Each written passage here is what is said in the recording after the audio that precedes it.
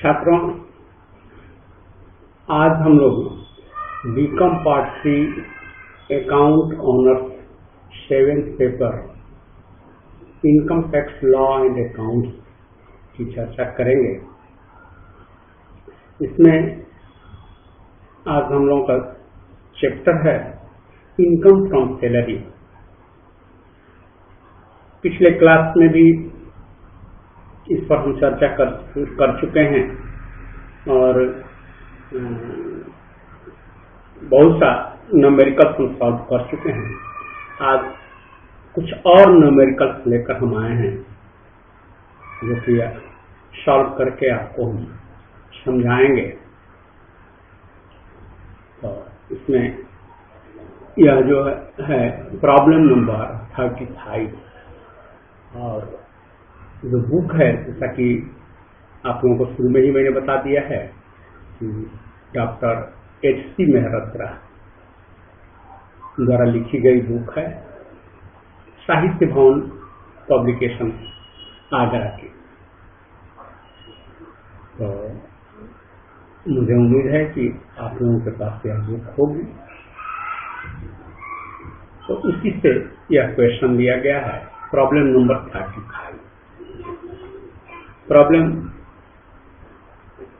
के बारे में जैसा कि मैं आपको पहले भी बता चुका हूं कि बुक को आप अपने सामने रख लेंगे, उस क्वेश्चन को 35 नंबर प्रॉब्लम को, और तब इसको जब सॉल्व करेंगे या मेरे द्वारा सॉल्व किए हुए क्वेश्चन को देखेंगे तो आपकी समझ में अच्छी तरह आएगा।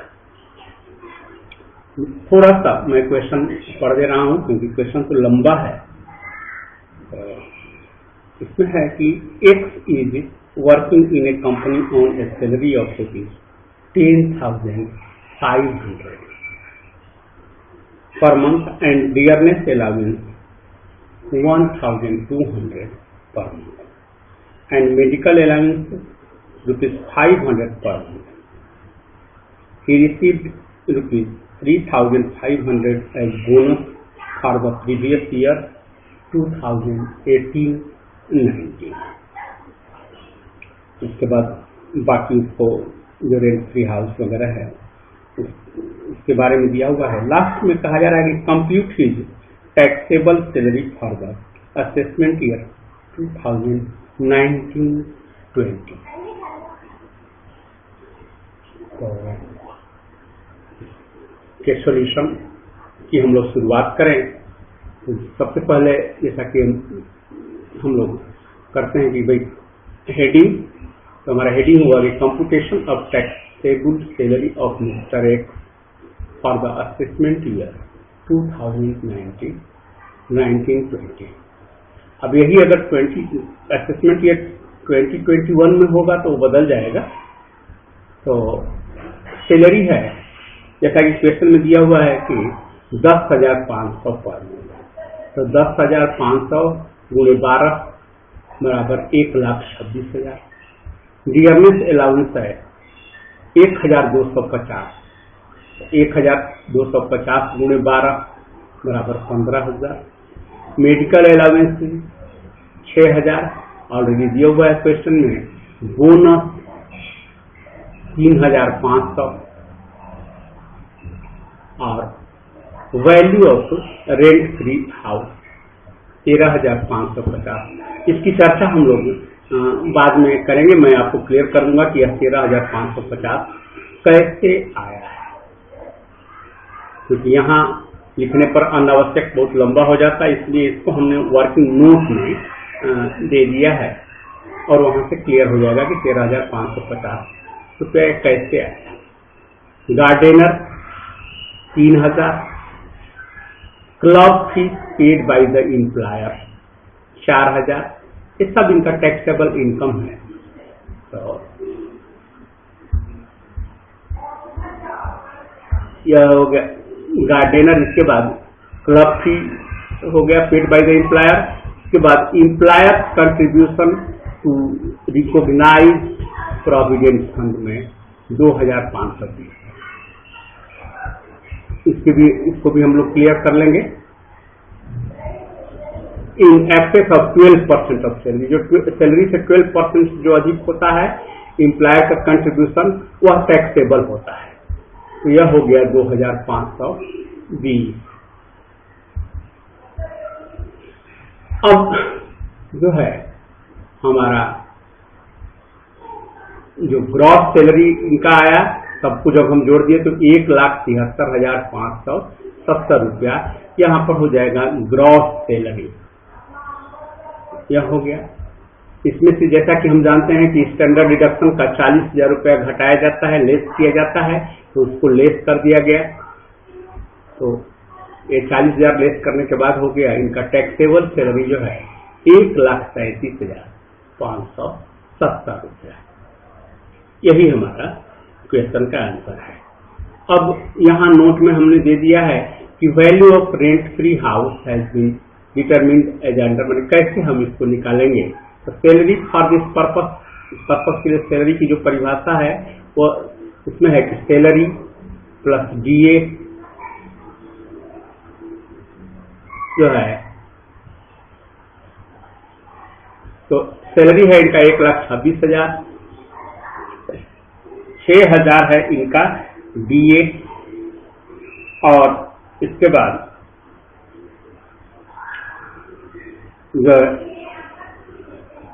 बोनस पाए हैं 3,500, तो एक बोनस हो गया जो जोड़ दिया जाएगा, ये तीनों जोड़ दिया जाएगा सैलरी के लिए, तो 1,35,500 रुपया इनका इस पर्पस के लिए रेंट फ्री हाउस के लिए सैलरी माना जाएगा। तो इसका 10% निकालेंगे हम 1,35,500 का, तो वह आएगा 13,550। यही 13,550 ऊपर में लिखा गया है। दूसरा हमने क्लियर कर दिया है कि the loan does not exceed ₹20,000, hence interest on loan is exam. अगर 20,000 से यह अधिक रहता तो वैसी स्थिति में जो है यह एग्जाम होता, लेकिन उन्होंने 10,000 रुपया मात्र लोन लिया है जो कि 20,000 से कम है, तो इसलिए यह एग्जाम्प्ट माना गया है। तो हमारा यह क्वेश्चन बनके तैयार हो गया, क्वेश्चन नंबर 35। अब हम आगे देखेंगे प्रॉब्लम 41।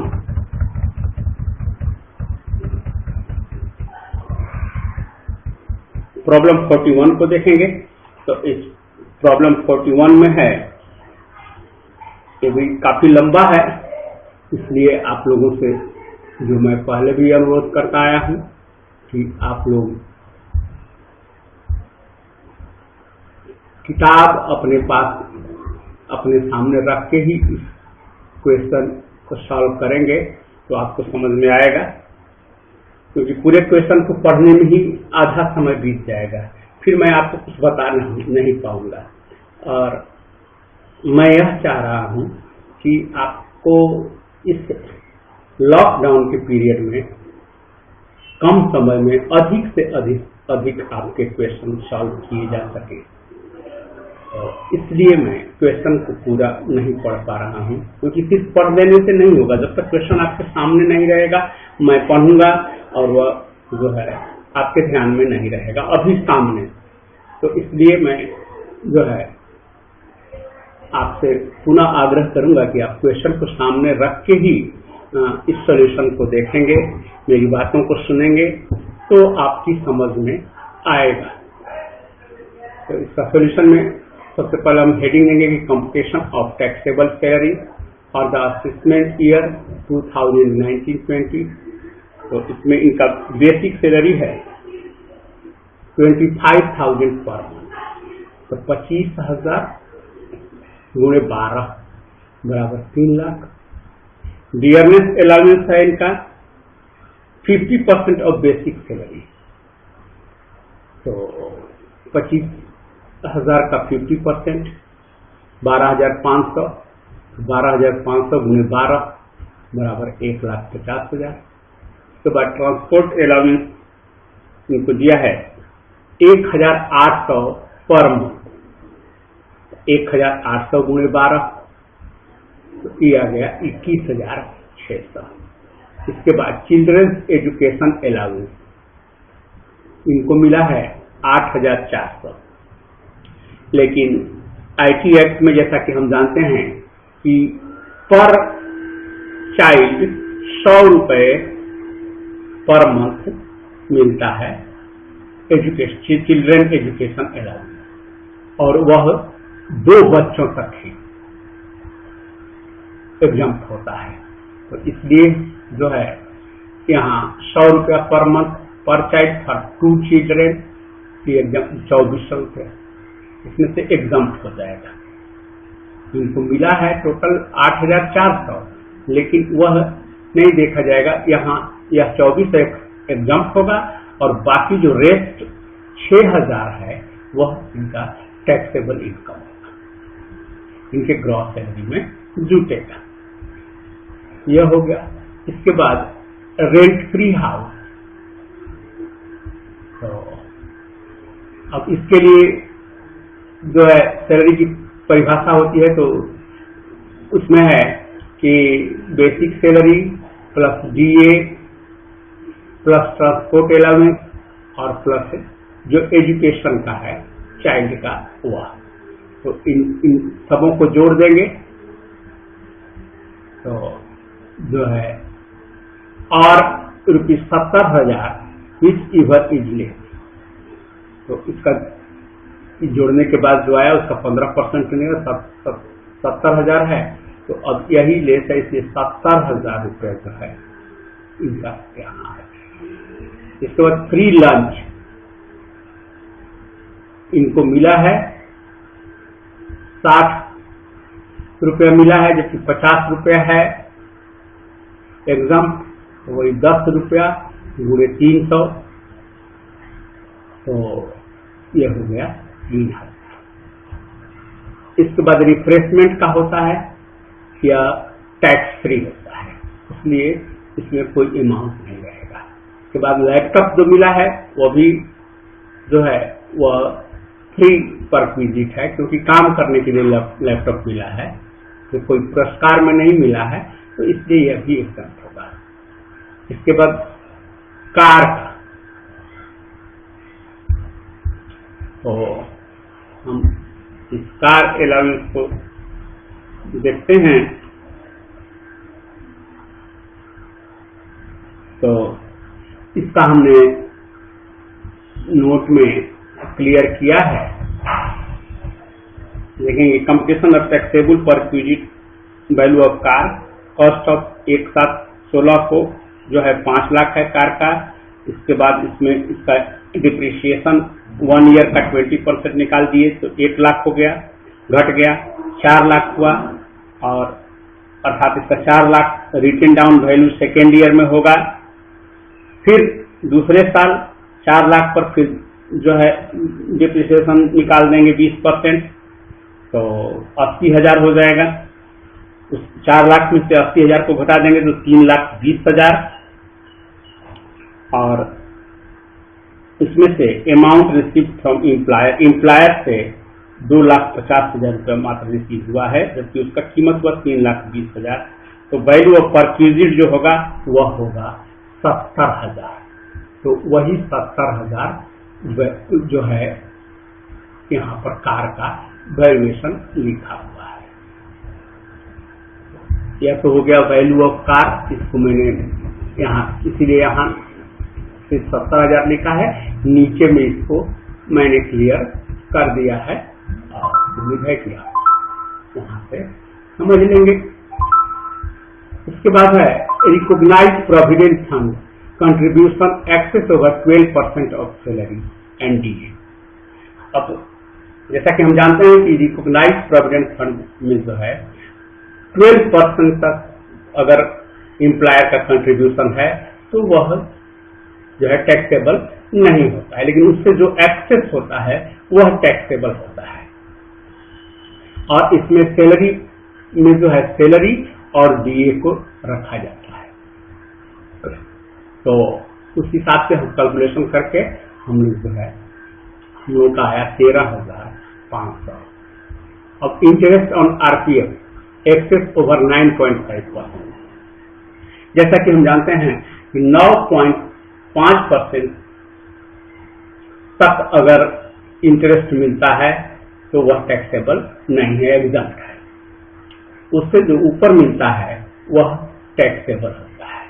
तो इनको जो है 3,000 रुपया ज्यादा मिला है, इसलिए 3,000 टैक्सेबल होगा। आप चूंकि क्वेश्चन सामने रखेंगे तो क्वेश्चन अपने आप आपके सामने रहेगा, तो आप देखते जाओगे कि हाँ किस तरह से यह हुआ।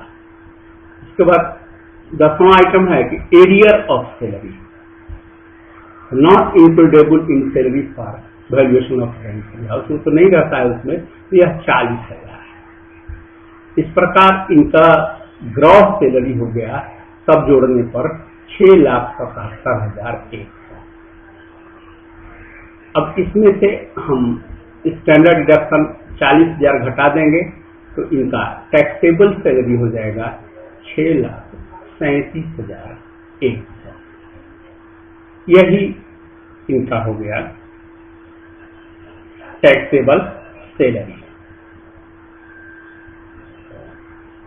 यह हमारा क्वेश्चन बनकर तैयार हो गया, मैंने प्रॉब्लम 41। अब आगे हम देखेंगे, आगे का प्रॉब्लम देखेंगे। आगे है हमारा प्रॉब्लम 46। जैसा कि मैंने आपको पूर्व में ही बताया है कि मैं कोशिश कर रहा हूं कि जितना अधिक से अधिक हो सके आपका प्रॉब्लम सॉल्व कर दिया जाए, ताकि आपको किसी तरह की परेशानी न हो। तो इस प्रॉब्लम नंबर 46 में हम लोग देखें तो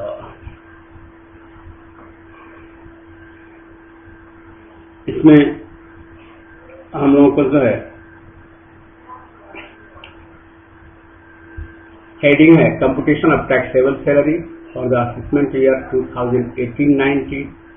सैलरी इनका बेसिक है 18,000 पर।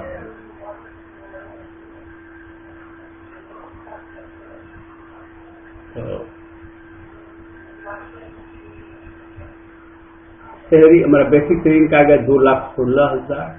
मेडिकल अलाउंसेस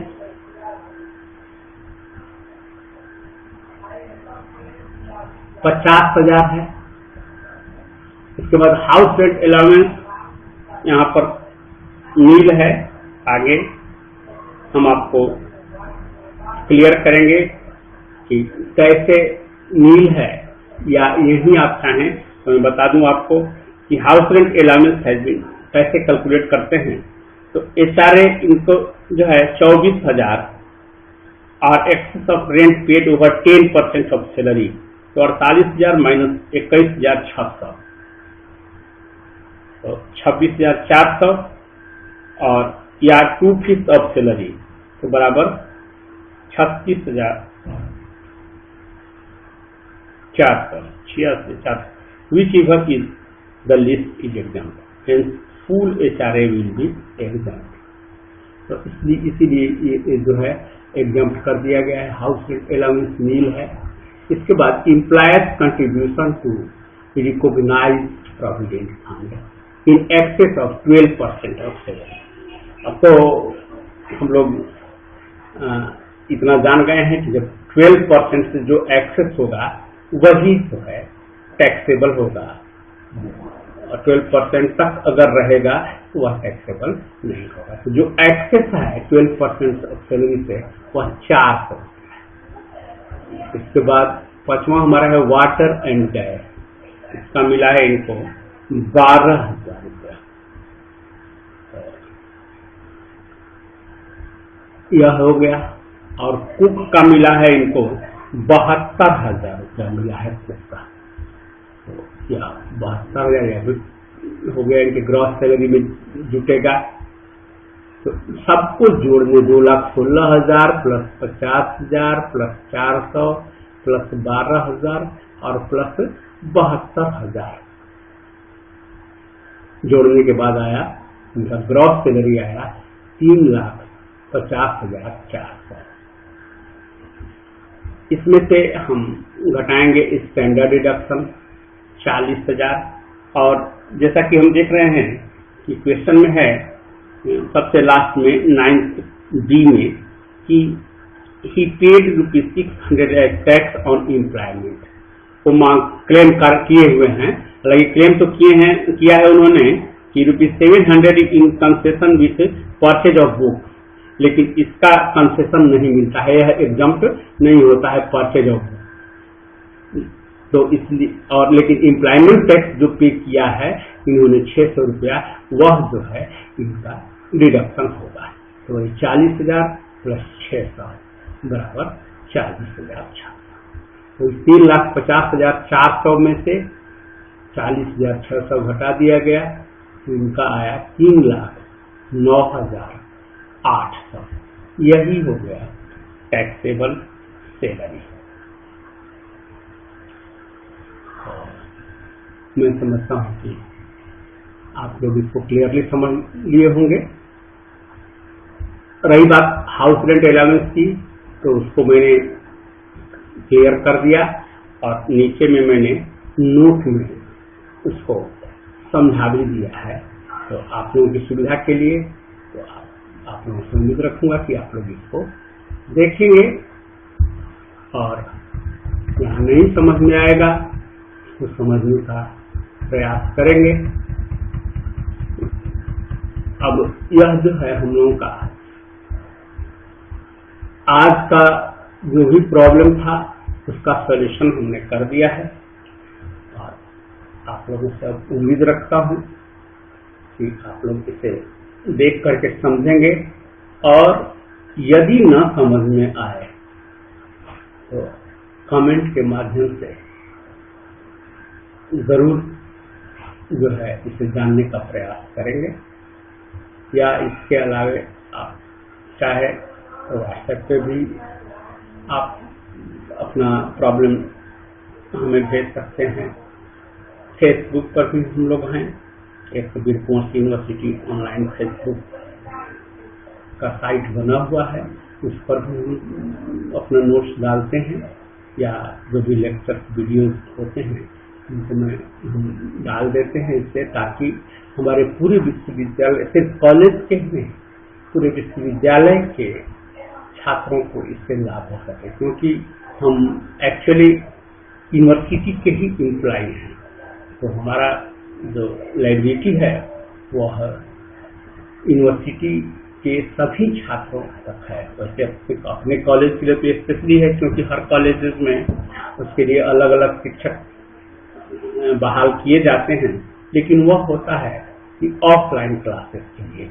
यहाँ चूंकि ऑनलाइन क्लासेस हो रहे हैं, इसलिए हम लोग यह मान के ग्लोबल, चूंकि आज दुनिया जो है ग्लोबल है, तो वैसी स्थिति में हम यह चाहेंगे कि हमारे विश्वविद्यालय के छात्रों को भी यदि कोई परेशानी हो तो वे अवश्य हमसे जुड़ें और कमेंट के माध्यम से जुड़ें। मैं हर संभव प्रयास करूंगा कि उनकी जो भी समस्याएं हैं उनका समाधान किया जा सके। यही हम लोगों की सबसे बड़ी सफलता है। सिर्फ YouTube पर वीडियो डाल देना सफलता नहीं है, बल्कि अगर आप छात्रों तक हम लोगों की बातें पहुंच जाएं, हम लोगों द्वारा दिए गए नोट्स से आपको यदि लाभ होता है तो हमें बड़ा ही सुकून मिलेगा। इन्हीं संभावनाओं के साथ आज का लेक्चर मैं यही समाप्त करता हूं। धन्यवाद।